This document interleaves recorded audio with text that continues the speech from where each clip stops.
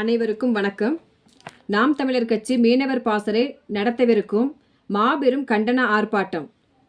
சிங்கள இனவெறி பிடித்த கடற்படையினர் தமிழ் மீனவர்களை அடித்து துன்புறுத்தி சுட்டு கொலை செய்து படகுகளை சிறைப்பிடிப்பதும் வலைகளை அறுப்பதும் பல ஆண்டுகாலமாக நடந்து கொண்டுதான் இருக்கிறது. மத்திய அரசும் ஒன்றிய அரசும் இதை பற்றி எந்த ஒரு கவலையும் இல்லாமல் இருக்கிறார்கள்.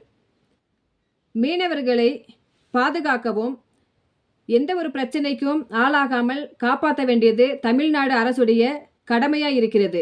ஆனால் கைவிட்ட காரணத்தினால் நாம் தமிழர் கட்சி ஒருங்கிணைப்பாளர் செந்தமிழன் சீமான் அவர்களுடைய தலைமையில் நடக்கவிருக்கும் கண்டன ஆர்ப்பாட்டம் நாள் ராமேஸ்வரத்தில் 22/3/2025 தங்கச்சி மடம் என்னும் இடத்தில்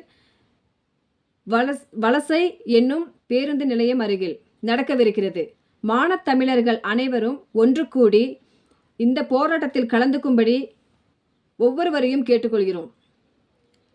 உறவுகள் அனைவரும் வெறித்தனமாக இனத்திற்காக மீனவர்களுக்காக குரல் கொடுக்க, அண்ணன் கையை வலுப்படுத்த, மீனவர்களுக்கு பாதுகாப்பு அளிக்க ஒன்று கூடி திரண்டு வாருங்கள் என்று கேட்டுக்கொள்கிறது நாம் தமிழர் கட்சி.